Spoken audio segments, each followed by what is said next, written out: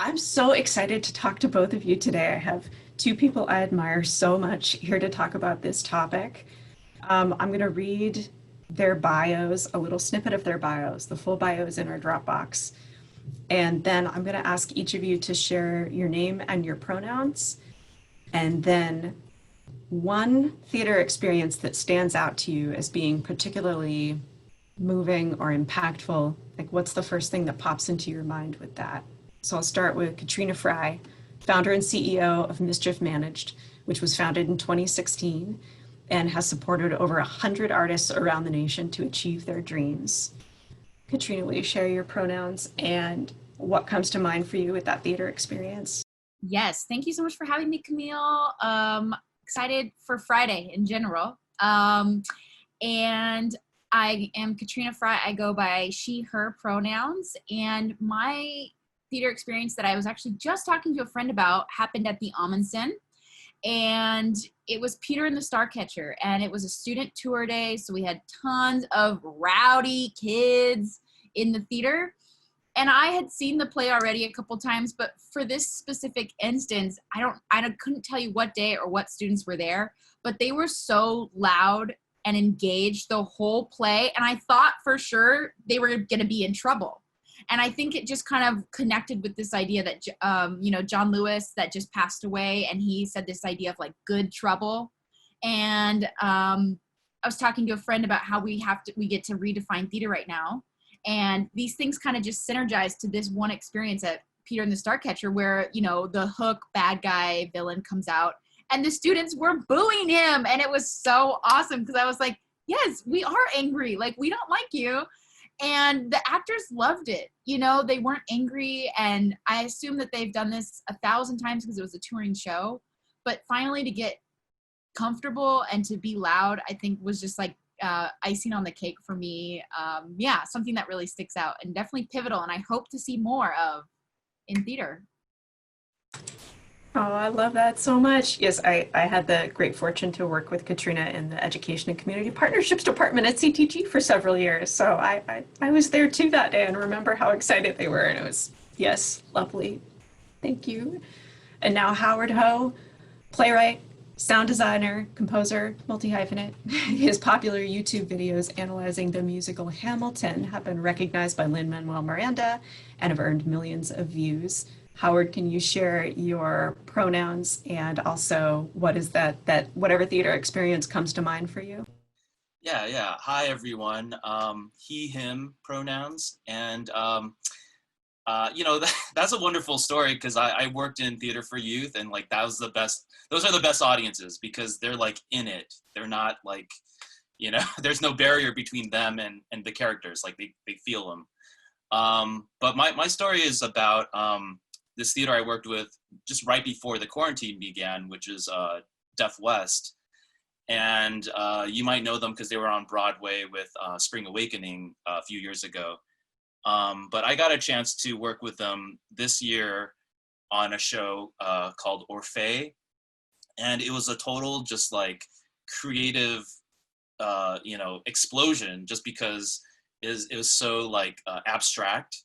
And so you really had to bring your A game and figure out how to do it. And for me, it was especially interesting because this is a theater that specializes in deaf audiences and deaf actors. And then so it's like, what does that mean for me, who I'm a sound designer, composer? And so I really had to like think about things that I didn't usually have to think about, like how does sound translate for a person who's hard of hearing or deaf?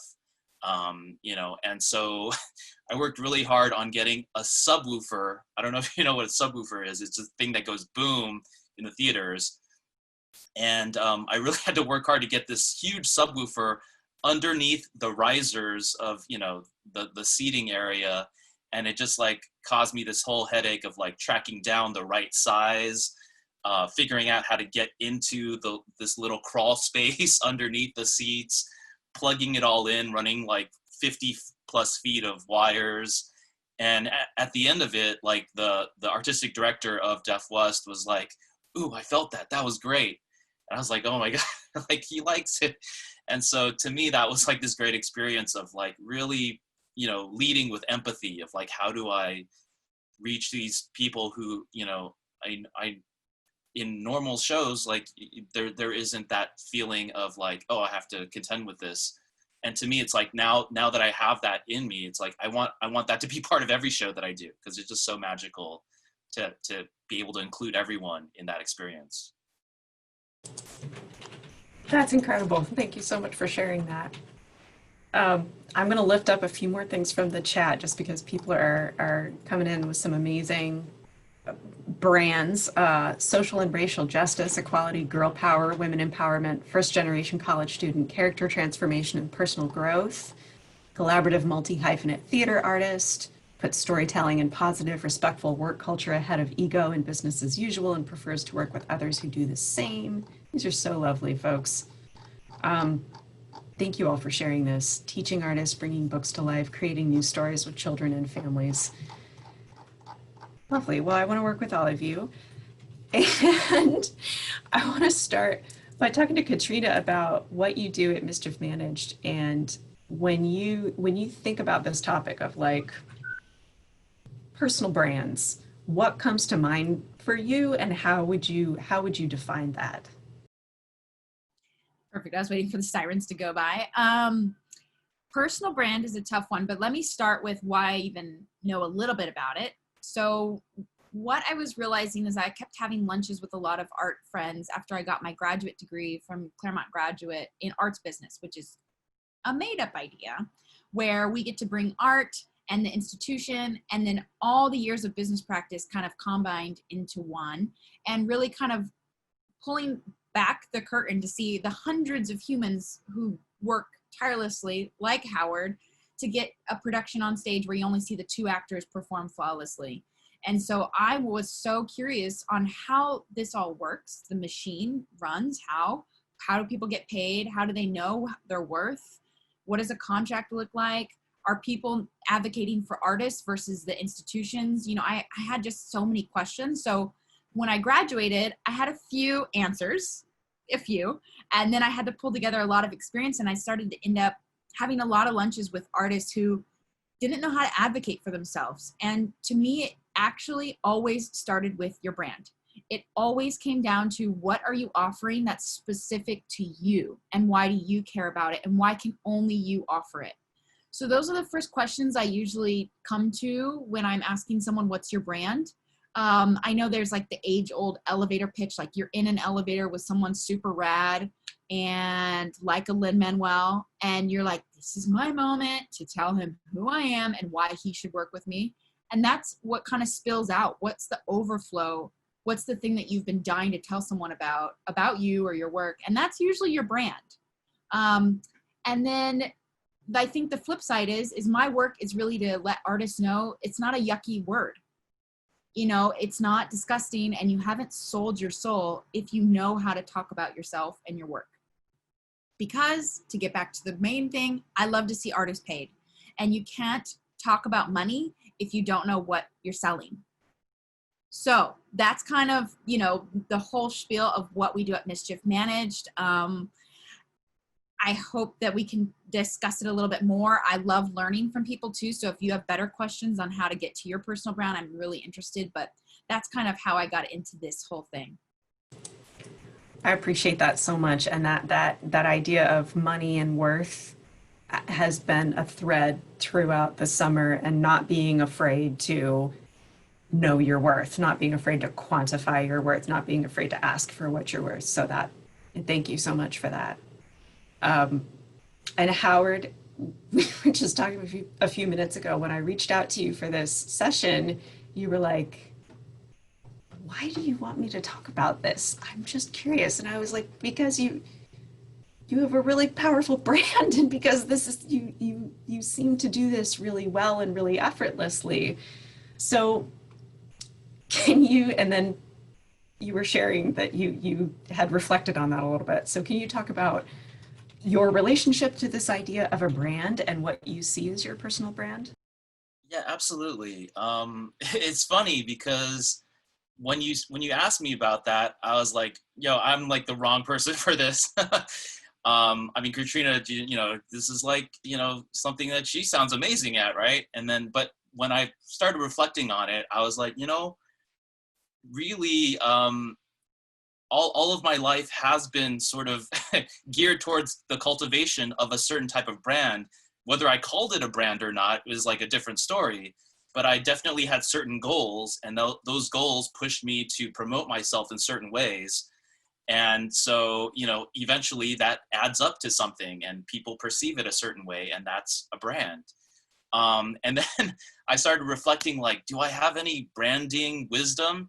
And I totally forgot that I started off in marketing. You know, I worked for like, I've worked on like Hollywood films. I've worked in theater marketing. And so this idea that like, oh, I just like randomly like came up with a brand. It's like, no, actually, in some weird way, that wisdom was still there somewhere, and I kind of drew upon it. So I would say, you know, my big takeaway, and I think this will inform everything I talk about today, is that whatever you've learned, whatever experiences you've had, they all add up to who you are. And so the idea that like, well, I'm not the best at this or that or whatever, it's not important. What's important is that all these things are combining in you in your unique way. And it's up to you to sort of like figure out what that uniqueness is. Some of us never do, which is really tragic. But I think with, you know, panels like this, we're going to help you try to, you know, push you towards how do you figure this stuff out. And what are all those, like when you were reflecting on that, what are all of those things that you do that make up who you are as an artist? Because you are such a multi-hyphenate. You know, it's crazy. Like, so actually before marketing, I wanted to be a journalist. And when in college, I wrote like 100+ articles for my school newspaper, including like columns. And so I was already developing a personal voice. I just didn't realize it, you know? I didn't call it that, but that's what it was. And then marketing, I kind of learned the nuts and bolts of like putting together a press release, putting together ads. In college, I studied musicology. That was my major. And I was like, it's a completely useless major. Nobody wants to listen to musicology, except that's my whole YouTube channel, you know? And like, if you told me that it would, you know, earn me all of this attention on YouTube, like I never would have believed it. But again, it was like taking stuff I already had and finding a way to sort of expose it to more people and to, you know, almost like activate it. It was like dormant and just activating it. And I would say the same thing for sound and music. I wanted to be a film composer, so I studied all that. I never got into film composing, but that knowledge infused my sound design and composition work for theater.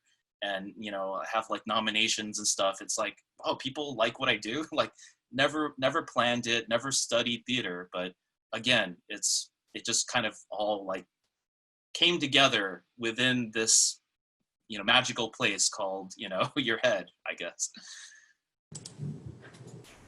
That's awesome. And I want to hear more eventually about like that journey, and if that was intentional or accidental, because that I always feel like that's like, but how do I know? How do I know where to go?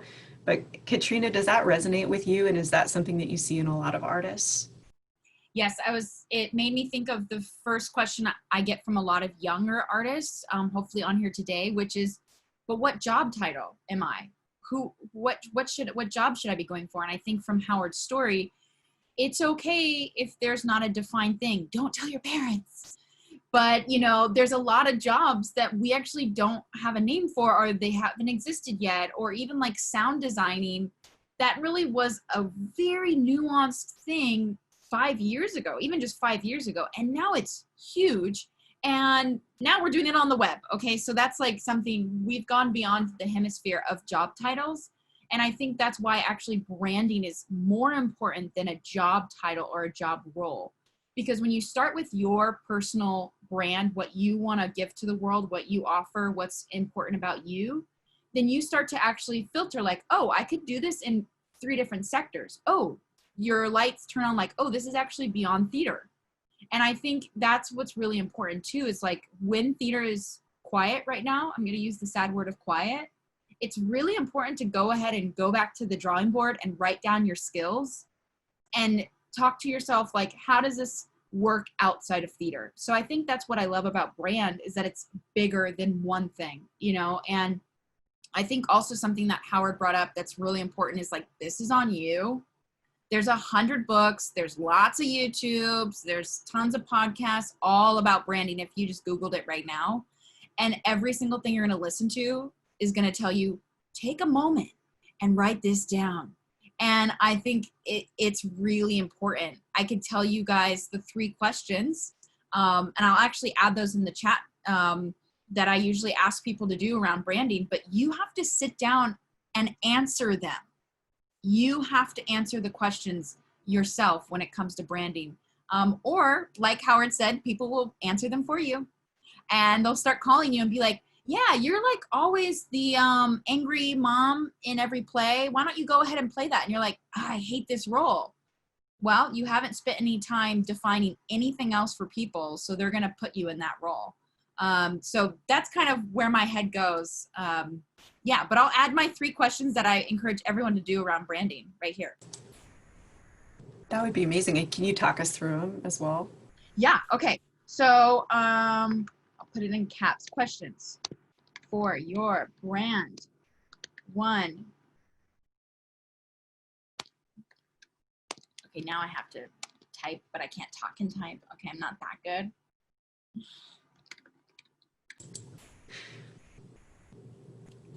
While you're doing that, this resonates so much, and on the arts administration side, I feel like that sort of getting pigeonholed into something happens a lot, where you get involved with something and people are like, oh, this person can write grants. Well, they're a grant writer now. And you have to almost like wrestle back from wherever you got put into, Yeah. and have the courage to ask and to be like, okay, yes, so I am going to stage manage the show again. Just want to let everybody know my interest is in literary, right? Like, Yes. like there's a difference between what you're good at and what was sometimes, and Yeah. it, you know, ideally it's all aligned action, but like what you're good at doesn't have to be what you're going for, what you see Yes, yourself that's as. a great way of putting it. What you're good at doesn't have to be what you're going for. Yes, yes. And the both can align at the same time. Like, as you can tell, I can chat with humans. So what did I do to pay my bills? Yeah, I was a server, you know? Okay, yeah. Do I want to be a lifelong server? No. That would be a slow death. But, you know, that paid my bills, and that also helped me like get out of my shell, talk to people, you know, learn more about humans. And then now when I talk to humans on a professional level, it's like, oh, I've met you before, you know? So it all definitely adds up. But those are my 3 questions there. And I don't know if you want to filter it a better way. I don't know how to bring it to the top, Camille, but number 1 is, how do you want to be remembered? So this is really good. Everyone's always like, write your eulogy. But just asking yourself, how do you want to be remembered, even when you leave a conversation? So say the last time you were on the phone, maybe a 3-way call with some friends, maybe in a Zoom, or the last time you were with your theater club or your theater group and you left the room. The last time you auditioned and you left the room, how do you want to be remembered? That's the first question. The second question is, what do you believe in? And sometimes that's too big of a question. So you can ask yourself the inverse. What don't I believe in? You know, and really getting down to like 3 things. Don't write a whole paragraph. These should be short and sweet. And then the third question I always ask is, what do people always call you about? And sometimes this is the thing that we're denying about ourselves. For instance, teaching. When I was at Even Center Theater Group, I led some workshops, and I had done that a couple times. And then it just kept happening. And then I realized, oh, I can synthesize stories. Oh, that's teaching. Like, that's okay. That's like, you know, so what's the thing that people constantly call you about? I had a friend that always hosted the best Oscar parties because she could seriously know how humans worked, and she's in casting now. you know? And I was like, yeah, that completely makes sense. We would always call her and be like, what did you think about this? Oh my gosh. She knew everything, easily slid into casting. So those are my 3 questions. I don't know if that's helpful for anyone. I know the chat's going here, but those are my 3 questions that I always go back to around brand. That's super helpful. It's super helpful. And I love your examples and the what do people call you for too, because it's not necessarily like work related. Within our internship program, we talk about this idea called flow, which was Katrina and I went to the same graduate school, and there's a professor whose name I will try to pronounce right now. It's Mihaly Csikszentmihalyi. But he came up with this concept of flow, and it is the moment where you lose sense of time because you're so focused on the process of doing something. So I find that one helpful too, is like what is so in your zone, and it can be planning an event, or it can be writing, or it can be spreadsheets. And I love asking people like, what is the activity that you do where you look at the clock and you're like, how did 3 hours just go by? A lot of theater folks say rehearsal, some people say reading scripts, but just tuning into like what makes you lose yourself in the process of doing something, so that you're not like, oh, I got another half an hour of this and then I'm done, right? Yeah, I love that. I want to touch on, just because I think it's so interesting, and this is so out of my wheelhouse, but Howard, your YouTube channel, what was the genesis of that? How did you decide what to focus on? What has that journey been? And if you could talk a little bit about like what that channel is. We shared it out beforehand, so some folks may have already checked it out, but I'll also pop it into the chat too. Awesome. Yeah, of course. I think the thing with YouTube that I discovered was that it really was this process that Katrina was just talking about, is like asking yourself these questions, right? Because you're not gonna know right away. I mean, some people know right away, and that's awesome. So, if you're that person, then, you don't need me, right? But there are many more people, I think, who just don't know either how they're perceived or what they're good at. And so it's like these questions is like, you constantly have to examine what you're doing.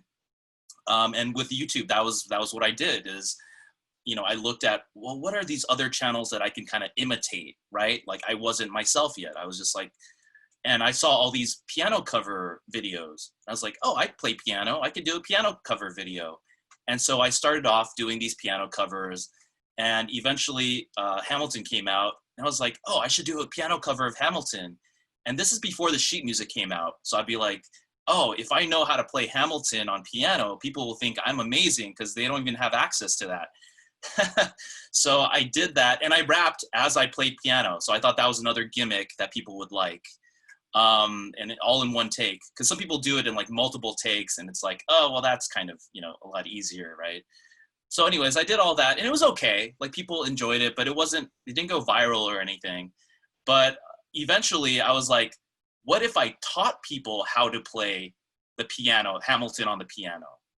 That I don't see that happening.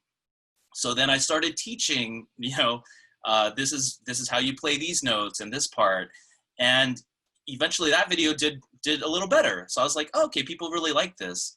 And as I was talking about how to play piano, I realized like, oh, like I'm seeing patterns in this music, and I could talk about the entire show using this musical, knowledge of like talking about, right, how the music works. And so eventually I created this idea of like, I literally have this one document of like every single song and how it ties into all the chord progressions. And it was like my master document. And I thought like, oh, this is going to be a great video. And then I realized I can't do it all in one video. I have to do it over several because it's like too big of a topic.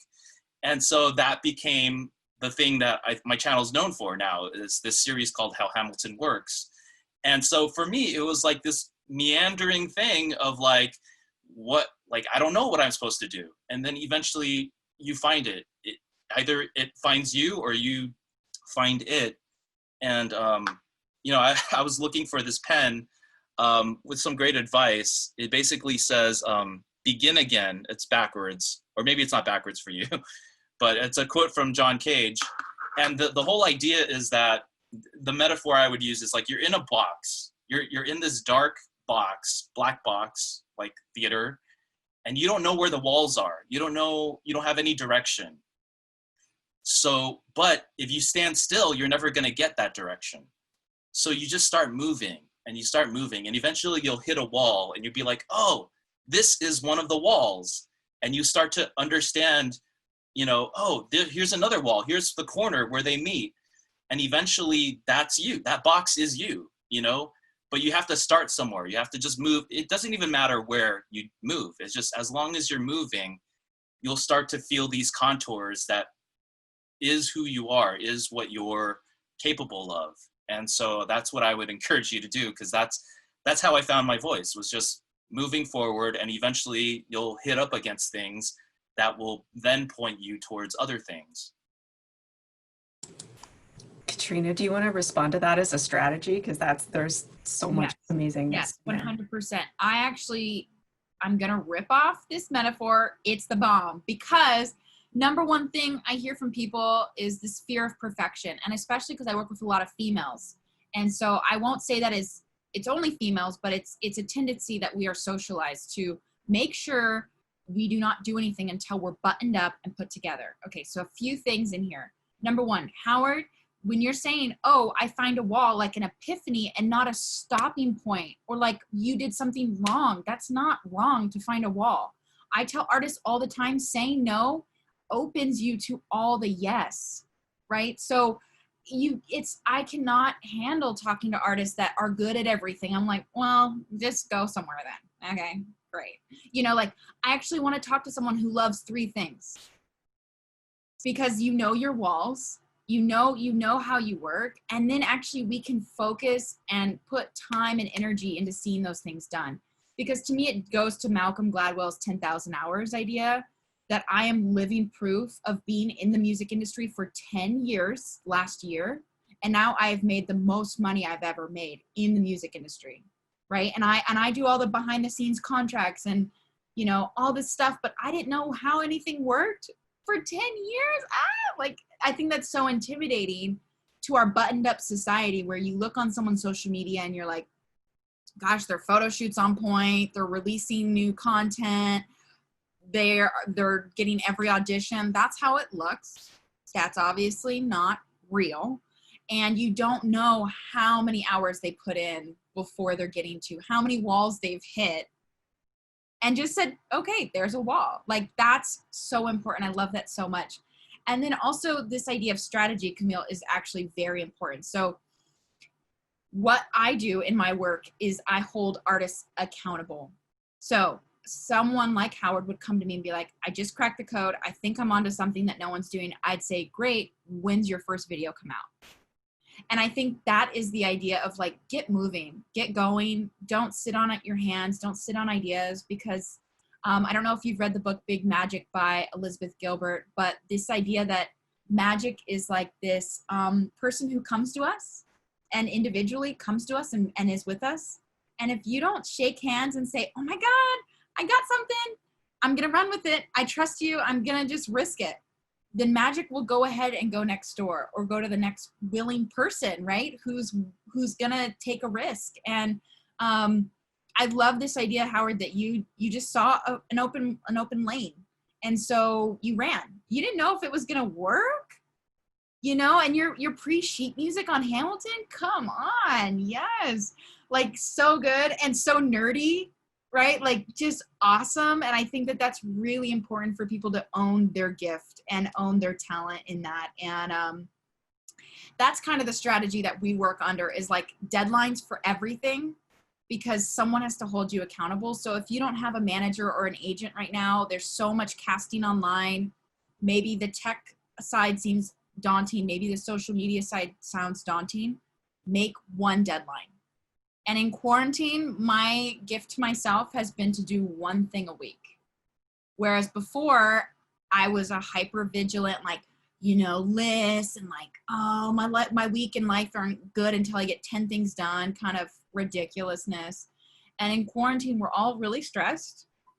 we're all not hitting the marks. Okay, there's only 2 people in shape, and we know who they are because they talk about it online all the time. The rest of us are not. And so we're not doing well. Like, no one's doing great. This is a really hard time, and it's not going to get any better bullying yourself. So I think it's really important right now to do one thing a week. And if that's just to clean your social media account, great. If that's to open your YouTube account, just create one, great. Try out one video, send it to your mom, cool. You can have it unlisted. You know, I just think setting the bar low during quarantine is important, but then still doing one thing a week. So that would be my strategy hint, is like, get something done. Just do something. Yes, 1,000 yeses. It brought up for me 2 additional books. The Gifts of Imperfection by Brene Brown is fantastic, and just lifting up Patricia Garza, who I work with Patricia, and they brought that book to me, and it's so helpful if you are a perfectionist, because a lot of this is like, you cannot wait for something to be perfect. Like, what is perfect anyway? And then Jesus Reyes brought the Checklist Manifesto, which is because there's power in actually creating that list. And I cannot remember who the Checklist Manifesto is by, but it is also great. There were a lot of questions on the Facebook group around kind of what are the tools of creating your online presence specifically, and especially now that we're in this moment. So both kind of equipment that you might need, and also things like websites, social media. So I wonder, Katrina, can you talk about, like, if somebody comes to you and they don't have anything set up yet, and they're like, I don't know, how do I start? What do I actually need? What advice might you give them? And then Howard, I'll have you talk about the different platforms that you're on, and then any equipment that you have too. Yeah, so my first question is always budget, no matter age or background or demographic. I always just want to know, do you have any money put into this? Because to me, actually, if you put even $50, if you save up $50 for 3 months, you got 50 bones, you're going to actually care more about this. So to me, actually, I do work with artists who are willing to set aside $20 a month. Okay, I have $20 a month to put towards this. I just want to know that you're committed. And sometimes when things are free, they're easy for us to throw them away because we are Americans. And I just feel like if we can put a little commitment towards that, it's really important. So let's say you have $20. What I'm going to tell you is to, number one, get a tripod stand. And I'll let Howard speak about more detailed things, but something real basic. I think this one I have here for my phone things was $7 on Amazon. Great, done. So I would do that. And then I would purchase a website, and usually they're around $12 to get a domain. And then you can get a free site through Wix, Wix.com. And we're started. So if you spend $7, $12, $7, $8, so we're still at $20, okay? Those are my first couple things to do. Then if you have $20 more, I would go on Fiverr.com or within your networks and ask about a graphic designer, or subscribe to Canva.com, their pro one. And I think it's $14 maybe, or $7, something extremely affordable. Okay, there we go. So now we have the equipment, we have the platform bought, and then on Canva, yeah, so people are loving Canva, yes. You look like a graphic designer, woo! Okay, so then you just actually have to get started. So let's say I'm gonna give myself 3 months to come up with a brand name, a statement about what this is, and then I'm gonna go live. So usually just setting that kind of standard. And then I would, at that 3 months, okay, great, what's the next thing to get this going from there? So that's kind of how I start. And then around accountability, for me, if you, again, don't have an agent or a manager in your life, who are the 3 friends that actually stalk humans on the internet? You have them. I have them. I know 2 friends right now that know too much about what's going on in the world online. They are so helpful. I send them a website. I send them, oh, this is my new social media. This is my new Canva thing that I created. They rip it apart in a wonderful way because they're scouring through so much information. So I am all about crowdsourcing right now. And so if you don't have the money and you don't have those advocates in your corner, go ahead and crowdsource your info, but make sure you're just holding yourself accountable with other humans. And that's really motivating for me because then they're like, great, is your site live? Is your site live? You know? So those are the few things that I would say are really helpful. That's wonderful. And that comes back to our conversation, I think last week, about mentorship and networking, and folks saying, well, how do I find a mentor? I need somebody to hold me accountable. And flipping that into like accountability partners can be your mentor, but can also be somebody who is your peer or somebody who you are holding each other accountable. That's great. And Howard, what are all of your online presences? Yeah. And what's your setup? Yeah, so, you know, I really want to stress what Katrina's talking about, which is that you don't need like high-tech, great equipment, expensive equipment. And in fact, the equipment has never been cheaper and more readily available. Like most of the equipment's on your phone already, right? And everyone pretty much, you know, if you're watching this, you have a phone. And so the idea is it's all there for you. Obviously, if you want to reach kind of the next level, then you need to invest in kind of that stuff. But for me, like, you know, I'll just go through some of my tools. It's like the Adobe Creative Suite. If you want to create videos, you know, you need an editor. So I use Premiere Pro, but you can also use DaVinci Resolve. I believe it's a free program. Photoshop.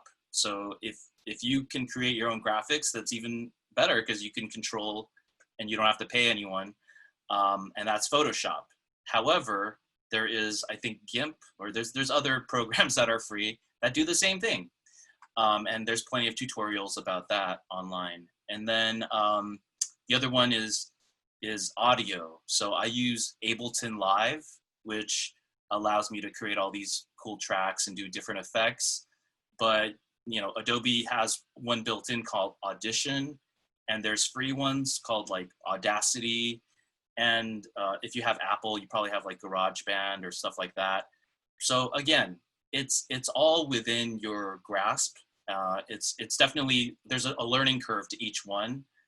And same thing with social media networks. Like I would say right now I'm much more successful right on YouTube, 45,000-ish subscribers. So that to me is like, that's where my attention's gonna be, because that's where I'm like hitting it the most. But I also have a Twitter, I also have Instagram. People have been trying to yell at me like do TikTok, and I actually think I could be successful on TikTok, but there's just so many weird things about how like it's spying on you. And so I know like, you know, Old Town Road like got started on TikTok and a bunch of people. So that's fine, and you should definitely do that. It's probably the easiest place to get viral right now. But I don't know if it's for me. And I think I have YouTube and other areas. The other thing with YouTube, I think you mentioned this, Camille, is that you can actually get paid through YouTube. I don't know about the other social media networks. I think there's probably other ways like sponsorships, but from YouTube, you can actually, once you reach a certain threshold, I think it's like 1,000 subscribers, you can start to monetize your videos. Now, the videos need to contain your own original content. You can't just be putting copyrighted works. Or you can put little bits of copyrighted work that's called fair use. So you're gonna have to learn about all these rules, but once you learn those rules, you can actually earn money from YouTube, and that's a big, you know, that's basically my only source of income right now. So to me, that's like another reason why I like YouTube.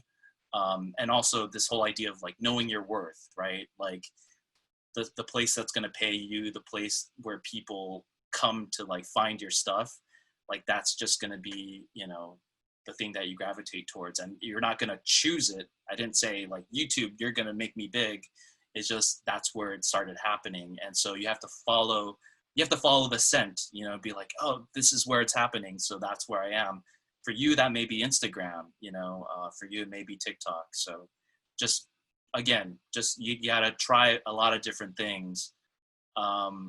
This is sort of like a little off tangent, but there's an article in the New Yorker about Wordsworth, about like why he's such a famous poet.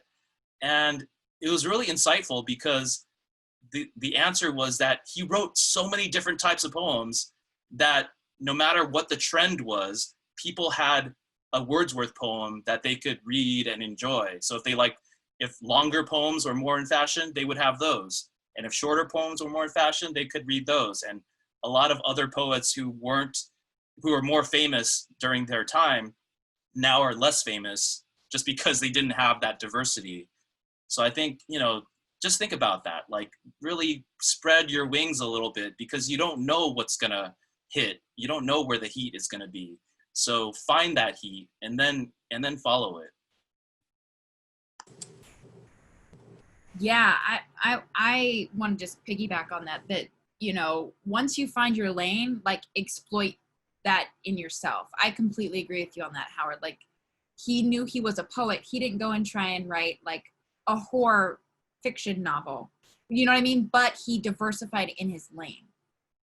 Yeah, I think that's really, really cool. I do see a question that I would love to answer. Is that okay? Yeah, absolutely. And I think it ties also okay. to The question on social media, is that the one? Okay. Yeah. Okay, so I do want to bring this up. I also see that someone talked about TikTok is really hard. And I was going to say, actually, off of Howard's comment where you were like, well, maybe TikTok's easier. They're all hard. They are all these platforms are so competitive, all of them. And they're not built to win. They're built for money, right? So the more money you put in it, or time, right? Resources. So Howard, you put in a lot of time, probably a lot of time to get your subscribers. Yeah. Yeah. And somebody mentioned the algorithm. And like, I think there's this like adversarial relationship where it's like, this algorithm's like hates me or whatever. Yeah. And like that algorithm isn't there to hate or love you. It's there to like basically bring people to content that they think they'll enjoy. Right. Yeah. So knowing those rules will help you create the content that will fit that algorithm. And, you know, I completely agree. Because even on Instagram, I know that they change all the time, just like YouTube.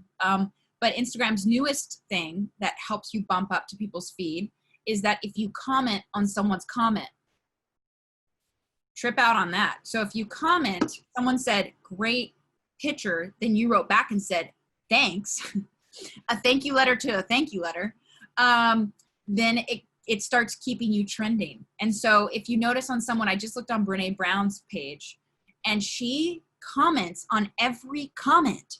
And she is always on the top of my feed. I'm like, okay, I like what you're talking about, but how do you keep getting up here? And she is working that algorithm hard. Her team, probably. I don't profess that it's one human. So I want to quickly talk about social media. So engaging your audience, yes.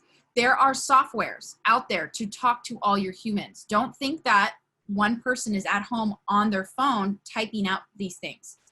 I would Google whatever platform we're talking about that you want to run hard in that one way. Google what software is there to help you do better. Because, for instance, on Instagram, there are lots of softwares that let you plan out a calendar, that let you talk directly. Actually, you can filter all your comments through these softwares. There's just incredible resources out there that are free and or cheap. So when it comes to social media specifically, I'm going to talk about all the platforms in general. There are 3 things that everyone should be doing around this personal or professional account. How do I stay professional? Number 1 is consistency. Whatever you're doing, be consistent.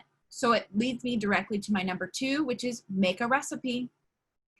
You know how you like your, whoever's cooking, insert the word auntie's cooking. is because she probably knows every time I'm going to use these 5 ingredients, right? Maybe the portions are different, but have a recipe. So, for instance, what's a recipe? A lifestyle photo, a motivational quote, a behind the scenes video. You will start to notice if you go to Demi Lovato or if you go to anyone who's spending time and resources or has a team spending time and resources, they are doing something consistently. Consistently, they are doing 3 photos of their album artwork, 3 photos of their auditions. I talked to an actress right now who's like, I'm gonna just audition parts that I wish I could be in. Great. So she just put out like a piece for Law and Order, and she put out a piece for an SNL skit, like you're going to the grocery store in quarantine and you're Stefan from SNL. Brilliant stuff. It's 2 minutes and she's just casting herself, but it's like once a week she's creating her recipe. And so you start to actually get in a rhythm. And that goes to the third thing, is like, make sure you're cheering other people on. And I know that it's not actually inherent in social media. We get really self-involved and we're like, I only got 5 likes. Okay, it's probably because you're not cheering anyone else on. And that's actually part of the algorithm that a lot of people don't want to touch on, is that the more you touch, talk, invite, DM, like, follow, share other people's content, it actually works towards your benefit.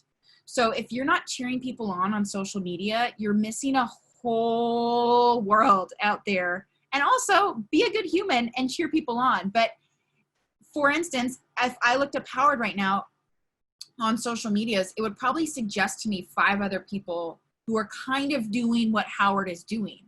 And if I were Howard, I would go onto those 5 people. I would first see what they're doing, and is it cool? Do I want to like collaborate? Do I want to talk to them on Instagram Live and chat about ideas on how to do this circus of YouTube? Or do I just want to follow them and say, great job, you're doing good out there? So then they would come and peep on my stuff and see what I'm doing. So those are my 3 things. Be consistent, whether it's a professional or personal brand. Be consistent. Make sure you have a recipe, and then go and cheer other people on. I can't wait to go and look at Instagram through that lens. I think also with the sort of, I think for a lot of us, our social media just is our social media, and we don't necessarily have like the personal and the professional. I'm wondering about, and I know this was questions that other folks had too, like, do you need to separate them? And especially if people are involved with things that are have nothing to do with their artistry, whether those are in social justice, whether those are just companion careers that they're pursuing, pictures of their pets. What are your thoughts on kind of combining those into like a personal / professional, or do you recommend like really, really separating out, this is my actor page and this is my personal page where I show you my cat? I'll answer, and then Howard, I would love your opinion too. But for me, it comes down to audience and what your intention is. So for me, I have a professional brand because I want to make sure that I can highlight other humans doing great work. And so that's one channel. And then also I want to be considered an expert in my field. So that's really important to do professionally. And I want to show that I'm active, I have things to say. Whereas on my my personal page, I don't feel the need to brag. And so for me, in my compartmentalized self, it's really hard to brag about myself on my personal page. And I'd rather just put up funny pictures or nothing at all, to be honest. I don't think I need an Instagram other than to stay in touch with family or friends that are distant. But on the business side, it's vital, right? It's like the yellow pages. if I want someone to find me, I should be accessible. So I think someone was asking, is this the age of like sucking it up and just having a page? Just pick one. I would really highly suggest to you right now, because the world is on a pause, make sure that people can find you somewhere. You don't need to be on everything. Twitter is so much work. So much work. Okay, it's an undertaking. If you are not on Twitter 5 to 7 times a day, don't even start one. I'm so serious. It's so much work. Whoa. Okay. So, and YouTube is a lot of work. Do you have a video a week? Like that? And then, I mean, like Howard's like, I don't know, but Howard can speak to what he's doing to stay active on YouTube. I'm not as familiar, but it's an undertaking, right? It's like, are you editing? Are you talking to your subscribers? I mean, there's a lot of back end on YouTube. So to me, I say pick one platform and go all in and make sure that people can find you. They're gonna Google you anyway. I know that actually when I worked at Center Theater Group, Camille, I don't know if you remember this, when we did this college panel, someone was talking about they auditioned for On My Block. Yeah, on Netflix. Okay, it's a Netflix show. It's like a high school On My Block. Yeah, so someone's saying yes. Okay, so someone auditioned. Yeah, it's an awesome Netflix show. For On My Block, he's really great, Latinx actor, up and coming. I thought he was incredible, but he was like, yeah, I didn't get the part because they Googled me and my social media following was small. And I thought, that's so BS. I can't believe they judged him off of that. But actually, it's okay. It's okay that they did. It wasn't for him, because guess what? If you look at On My Block actors and actresses, their Facebook followings are huge because they're really into it. And so that was part of the appeal of the show, is that they wanted actors who were already digging, and that was their vibe. So that wasn't for him, right? So making sure that also, if that's, finding your space, digging in hard. Facebook is still alive and well. My grandma lets me know that all the time. So if that's for you, go ahead and deep dive into there. Just pick one platform for sure. Awesome. Howard, do you want to speak to that as well? Yeah, wow, there's so many different things to talk about, but I guess with YouTube, or with any platform, but with YouTube, there's burnout. And so you're going to feel this pressure of like, oh, if I just put out one more thing, then I'll get all these hits, and like, and that's how they kind of work. That's how they make you kind of become this creator for them, which is great because that's how the algorithm works, right? Like if you're constantly putting stuff out, they'll promote you more because they're like, oh, this guy's consistent. This person, is delivering the goods. However, there is burnout, and I feel this when it's just like I'm putting stuff out furiously, just trying to do it, and to maintain a quality level while doing it like every week, or some people do it like every other day. I don't know how they do it, but you're going to need a way to figure out how to sustain it. And I think maybe some of the other platforms might be more sustainable, because with Instagram you just put out a picture or stories or whatever. So definitely figure out what your sort of sustainability level is, right? Like with the Hamilton videos, I can't put one out every other day. It's just, they're just too intricate. But I think my audience knows that. And I think, you get to a point where you just like go like, this is who I am. I'm not the guy who puts stuff out every other week. I also have a Patreon page, which this is an area where you will definitely feel pressure to work hard, because they're putting money directly into your pocket, and you're like, I have to perform for these people. So I keep in touch with them and try to promote that. I don't have a huge Patreon, maybe because I could do more work there, but that's one of those things where, you put the effort into it, they will start to feed into you, and you get paid. As far as like Twitter and Instagram, like I think with Instagram, I just, there's certain things that work on Instagram, and like this necessarily isn't the thing that works. You know, and there's just like, I'm not a model, right? I don't have abs and stuff.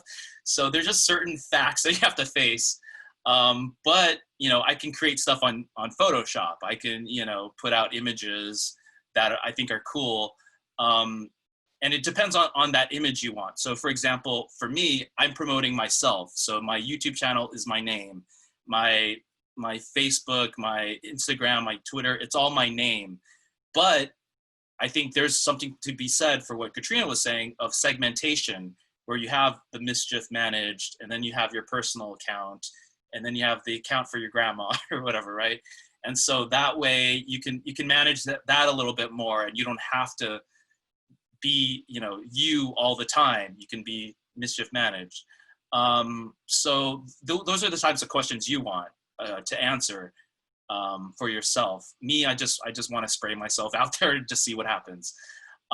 So yeah, and yeah, I don't know, like to me, it's just a crazy world. You never know what's gonna hit. Some of my tweets have like gone, I wouldn't call it viral, but it's like, oh, 50 likes. That's amazing. Like I never knew that was going to be the one that would get 50 likes. But, you know, so that it's just like, you got to just keep trying different things. I also feel like, Katrina, you mentioned people being, that they Googled them. If you haven't Googled yourself, Google yourself. Like, and first of all, make sure people can find you, because we've been talking a lot about jobs in the arts, and a lot of things are not like, oh, I submit my application and then right? I'm often like, who was that person that spoke at that thing? Okay, I remember their name. Let me go find them. Let me see if I can easily contact them. So make sure that you Google yourself, and that you like sign out of things so that you see what somebody would just see if they Googled you for the first time. And then, can they find you? Can they contact you? What's the information that's there? If you have a common name, do you use your middle initial? That's where things like also social media or the website start to come in really handy, because that's a part of building your brand, is just building, like, can people locate you? To piggyback on that, I kind of view it as like, you know, everyone talks about like, oh, I went down the rabbit hole of like, I totally, you know, love this person, and I just watched all their videos and like went on their Insta and just saw everything that they did. And like, kind of view yourself that way of like, I'm creating a rabbit hole for me, right? Or for my project. And so cultivate that rabbit hole where it's like, if they see one thing, they can now find like the 20 other things that kind of match with that. And that they'll have huge engagement. People who didn't know who you were suddenly will become your fans. And to, you know, my Hamilton videos are a perfect example of that. If I just had one, maybe it could be viral, but like no one would know who I am. But because I have like 15 of them, you know, it's like eventually they start to realize like, oh, this is the guy who does that, versus, oh, he's just a one-hit wonder. So think in terms of like the cinematic universe of you know, that's kind of like your brand. That was beautiful. Yes, I'm gonna use that too. I love that idea of like the rabbit hole for you. Like, what does it look like? I think that's so good. I noticed someone said, do you still need business cards? And I think it kind of talks to what Camille's saying. So I'm going to give you a scenario that happens often. Is I say we did this talk in person today, and all 100 of you are here. You've met it's just two humans at the front. Let's just say it was just Howard and I, and each one of you come up and say, follow me on Instagram. I don't know. Okay, sure. I even clicked the button follow because I'm feeling like a good mood. Great. How do I find you after? I have no idea. So for me, I put myself in your shoes, and yes, get a business card. I use moo.com to buy small batch business cards, 50 business cards at a time. That's it. That's all you need. And for me, I always put my face on it because I'm usually the only Black female in the room. And because I have big hair, people will remember when they look at the business card, oh yeah, that was this lady. She was like yell talking at me. Okay, like, yeah, okay, great. I want to talk to her again. So I try to really lean into my brand, which is my, you know, my face, my name, what I have to say, and I throw that on a business card. I make sure I always have those available. The internet business card is LinkedIn. It sounds real boring and it's not sexy, but if Camille wanted to talk to me right now and she's like, hey, do you have any graphic designers? Hey, do you have any scene set designers? Do you, you know, I would literally go to my LinkedIn, which is linkedin.com, free profile. I hope everyone creates one and friends me after, or whatever it's called, connects after. I would click in onto my LinkedIn and I would type the words set designer. And it would pop up all the humans I've connected with over the years who do set design. Really easy. And so I think it's really important to make sure you have that LinkedIn profile, great headshot. I know for actors and actresses, it's how you can find agents and managers too. You can put your whole resume on there, any high school plays you've done, any work that you've done. It's really easy to build a great portfolio on LinkedIn.com. So that's kind of the online version of a business card in person. Yeah, I would. Heard of using LinkedIn. I did not understand you could use LinkedIn that way. Katrina, that's awesome. Sorry, Howard, what were you going to say? Yeah, I would piggyback on that. I've been in conferences and situations where like everyone else had a business card except for me. And I just felt so stupid. Like, why don't I just have this? And like, and it's not even the business card itself. It's like the act of handing it to someone, and it creates a conversation of like, oh, now that we have this thing, this artifact, now we can talk and be, you know, on a level playing field. It just that's priceless, right? Those connections. So, yeah. I agree, and I'm the one who usually like forgets my stupid business cards. But you know, the other thing that I find really helpful when I'm talking to artists or there's somebody that I'm thinking about hiring is when they have an email signature that links out to their webpage or something. That's like that's almost the same idea as a business card to me, because even if we're all in the same conversation together, I'm like, oh, what's this? This is interesting. So yeah, that's just anywhere where you can like send people down that rabbit trail, right? Oh, I just got 3 LinkedIn connections. Bing, bing, bing, bing, Wow, bing. people are Great job. on it. Great job, humans. Yes. I was going to say too, in this idea, I just want to go back to the idea that perfectionism's dumb and really release you guys of the idea that what's actually stopping you. I think we assume what's stopping me is that I'm not perfect or put together, but actually I want to just peel back that a little bit, and might be what's stopping you is that you're not ready. And one way to always be ready is to just get that resume or that website. I see someone said I haven't updated my website, LinkedIn, resume, whatever the piece is, the piece of collateral is, just have one version of it ready. So for me, I try and update my resume every year. I'm freelance. I work for myself, like, you know, but it comes up way more often than I think. One thing I just had to update was my bio. And I realized, oh, like I should probably be doing this every 6 months, because if you can answer someone's email really quickly, you never know how you're going to come to the top of their mind. And so I think for me, like always just having something about you ready. I assume there's a lot of actors and actresses on here, but guess what? I just talked to a director, and she's really excited, but she's like, what do I direct in quarantine? And I hope Howard does talk about, you know, how things are happening in quarantine right now.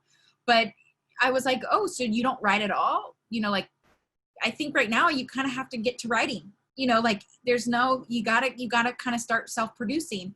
And that really hung her out to dry. And I was like, I think a great place to start, you're feeling intimidated, like this isn't your lane, is to start writing down all the things you have done. And so for me, that's why I work on my resume every year. I'm like, yeah, you know what? You did some stuff. Yeah. So I think it's that idea of forgetting that it has to look perfect and just making sure you know what you've done and you can talk about it.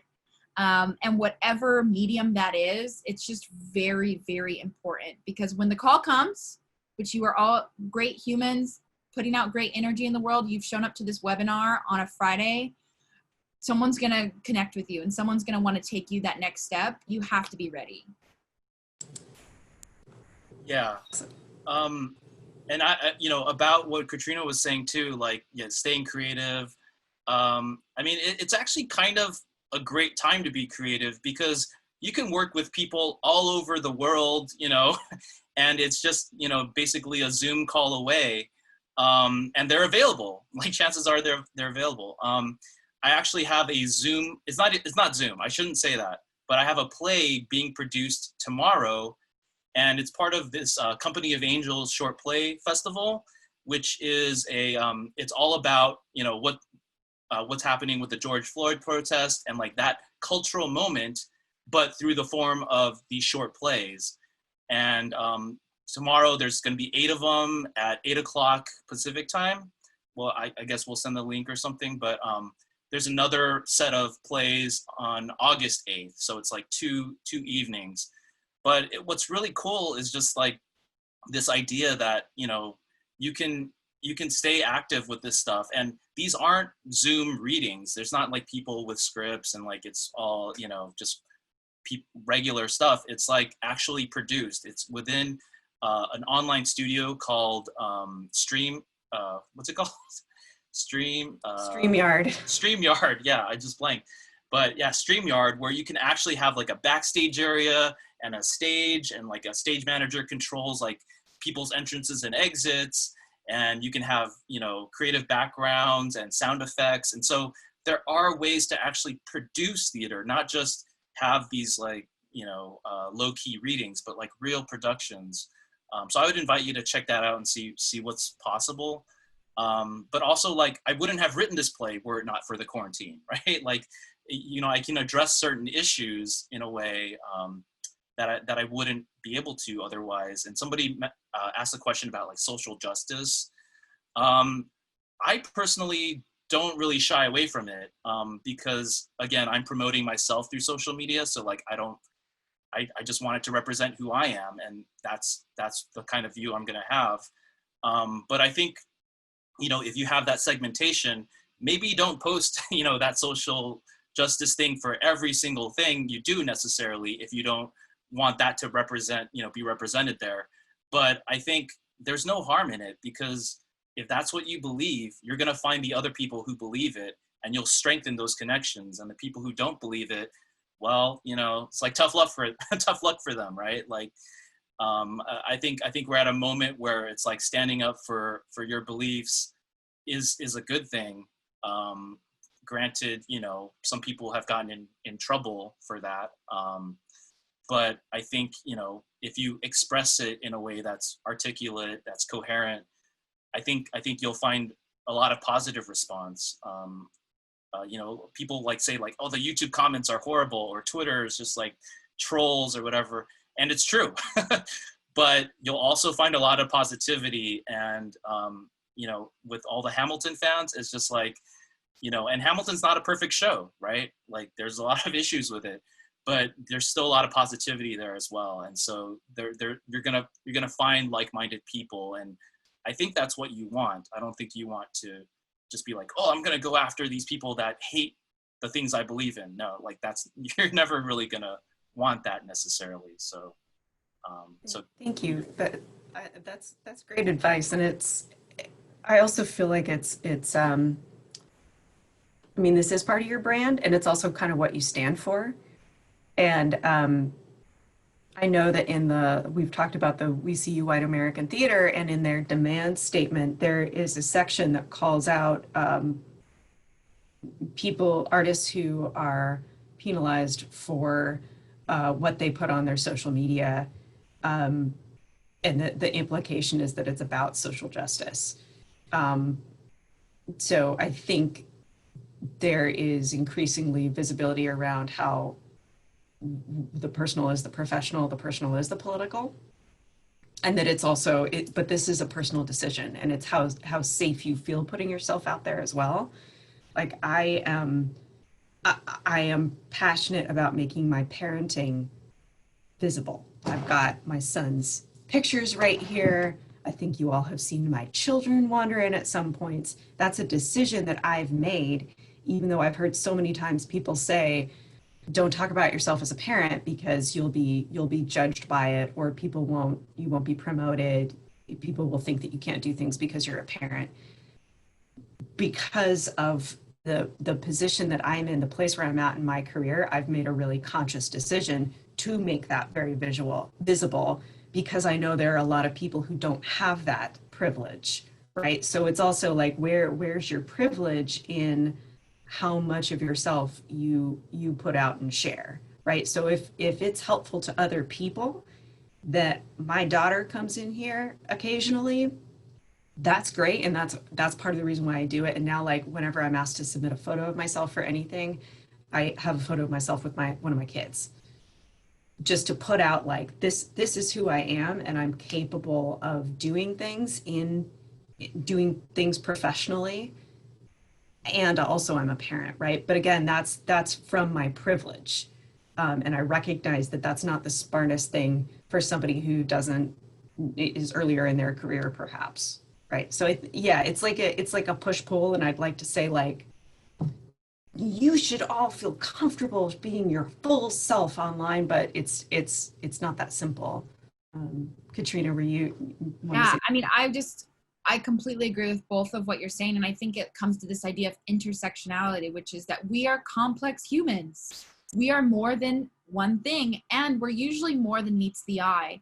And I've been having really incredible, insightful conversations with white, straight men in America right now, and in my small circle, that are really looking to learn and listen, but also telling me that they are not simple and basic either.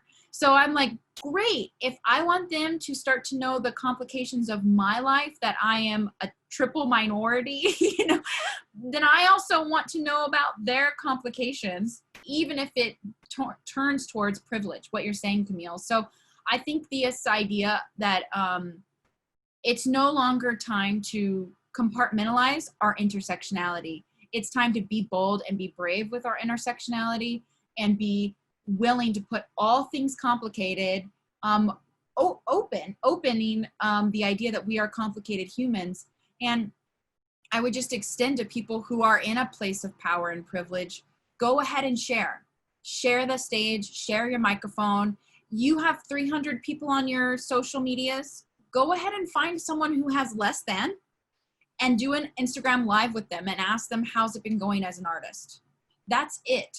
We're just here to open the stage, open the microphone. There's a lot of POCs, people of color, or BIPOC people who are looking for someone to care. That's, on the baseline level. And then on the complex level, we're looking to get paid. We're looking for adoration and acclamation. Like, we're looking to be stars,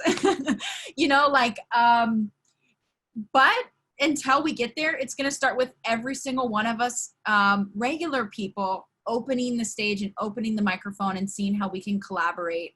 I think a few of you even talked about, you are interested in the disabled people that Howard was even able to work with. These populations, they're not going anywhere now that we've all moved online. How are they moving in the world? How can theater and the arts reach people who can't access all these things that we're accessing on a daily basis right now to make us feel like we're in community? Go down those rabbit holes and see how you can add your privilege and power and creative space to people who need community right now, and who need a microphone and a voice and a hug, an internet hug, or safe social distancing. But yeah, that's what I would say too, is like, be true to yourself, be authentic, but lean into your power and privilege and your complexities of being you. We're all really complex humans. And I'm excited to see how we can all share the stage and microphone. So thank you. That's fantastic. And that's, I know in some of the past sessions, we've talked about social location, just putting that in the chat again. That's a great tool to just kind of investigate where your power is, where your privilege is. But yeah, sharing the mic, figuring out, and I like that you said 300 followers. We're not talking about like, oh, you can only do these things if you have millions of followers, right? Okay, we have 9 minutes left. It always goes so fast. So folks, if you have additional questions, then please get them in the chat. I do want to talk about this idea of being an entrepreneur, because I feel that to me is kind of in this realm of like, oh, I feel icky talking about money, or I like, ugh. Do you both feel like you are entrepreneurs? Is that something that does that word resonate with you? Do you push back at that? And Katrina, do you have artists push back at that when they come to you? Yes, yes, they do push back on that word because, again, we've been taught in art school. Usually, I went to art school for visual arts. We're taught for 4 years how to be unique. It's so expensive. It's so expensive just to have, oh, teachers tell us how cool and unique and original we are. And then you graduate and then the world's like, so you're regular, you know? So anyways, yeah, being an entrepreneur, sans art school, is literally defined as problem solving. And usually, specifically, entrepreneurship is this idea that you know how to solve a problem before someone else even sees it as a problem. So that's usually the baseline of entrepreneurship if we're to peel back the horrible words and the terms that art school gives it. So if we describe it like that, actually every artist is an entrepreneur because we see a blank canvas or we see a blank black box theater and we're like, yep, we already know what people should see. We already know what they should hear. We already know the zeitgeist, the culture. People want this. They're ready to listen. Usually as artists, we're already solving those problems. We see the problems before they're there. We know how to speak a language that a lot of people don't know how to speak. That's all entrepreneurship. So yes, welcome. You can own it or not. You can make some money or not. But yeah, we're all in this together. Love that. Yeah. Yeah. You know, like my mom for years was like, oh, you should just get, you know, some like clerical job with the city of LA because it's so stable and you'll get a pension and stuff. And so I really grew up with this mentality of like, oh my God, like I just need to have something to tell my mom. And, you know, there was a period where I was like working for USC. So I would be like, Mom, I'm working for USC. I'm like an adult. But then I actually got laid off from that job because my department was shut down. And I was like, I don't know what to do now. From that point on, that was like 4 years ago, I haven't had a full-time job. I've just been like doing independent contractor work. And actually, right when I got laid off, I got an internship at Center Theater Group, which is where I met Camille. And, you know, I worked in the literary office. And it's just amazing timing how it's just like my transition from, you know, that kind of grind to just like being who I am was like facilitated in part through Center Theater Group. And to me, it's like that, it's totally possible. Like I thought it would last like a year or something. And then I would just have to go back to a full-time job. And I just never have. Partly that's because, you know, I have people in my support group, but partly it's because I've been an entrepreneur. Like my income has been growing every year as I grow YouTube, as I grow Patreon, as I grow sort of like my sound design career, to the point where, you know, if you lay the tracks, right, like it'll start to happen, but it won't happen right away. And so I would say that, you know, these are things that you carefully sort of like put in place as you realize who you are, what you have to offer. And so I would say there's never been a better time to be your own boss. You know, you have all the tools available, tools that people did not have before. You know, I used to teach SAT where I tell kids like, you know, I used to have to like go to a library to look stuff up.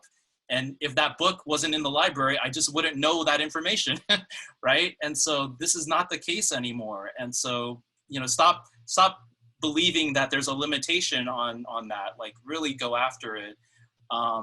What you have at home, on your phone, everywhere. Yeah, entrepreneurship. Get that money.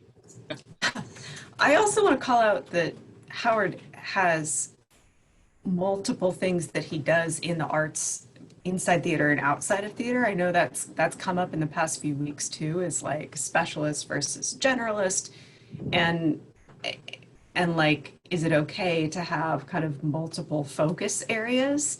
So just to say, like, that really feels like something that's changed over the past even like 15 years, that there's less of a, like Katrina said when we started, there's less of like job title and more like, who is this human? What is the multiplicity of things that they bring into a creative space, right? Which is super exciting. Absolutely. And I think there is, it's a double-edged sword, because I think we all contain multitudes, we all have multiple talents, but then the question becomes, right, like, kind of like what Katrina said, like, you kind of have to pick something, you know, just because that's how it, you know, you can only do one thing really well at a time. You know, there's like multitasking is kind of a myth. But having said that, at a certain point, you'll go down that path and you'll be like, but you know what, I'm neglecting this other part of myself. And so what I've learned is that you kind of start to have to say no to this thing to be this other thing. And for me, that's been sound design. Everyone knows I'm a sound designer. I have like Ovation nominations. I've worked with all these theaters.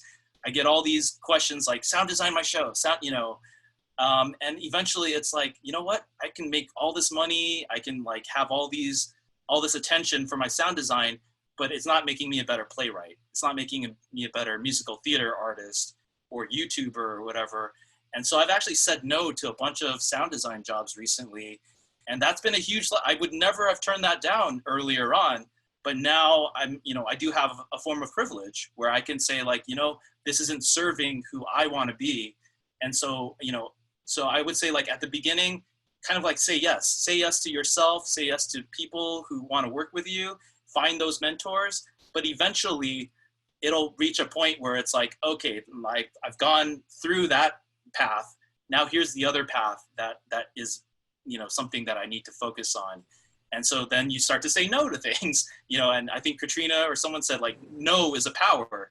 It's an absolute power. When you can say no to someone, oh my God, like that's like the best day of your life. Because that's when you know, like, I'm me. I'm not like what these other people want to box me into. It is, and then you get to recommend somebody else, which is like a equally exciting opportunity to say, oh no, I actually am not really doing that anymore. Have you met this person? And then that's another like mentorship and lifting up somebody else, right? We are amazingly almost at time. I wonder if, is there anything that one of you was, or both of you was like, I really would love to make sure that I say that today.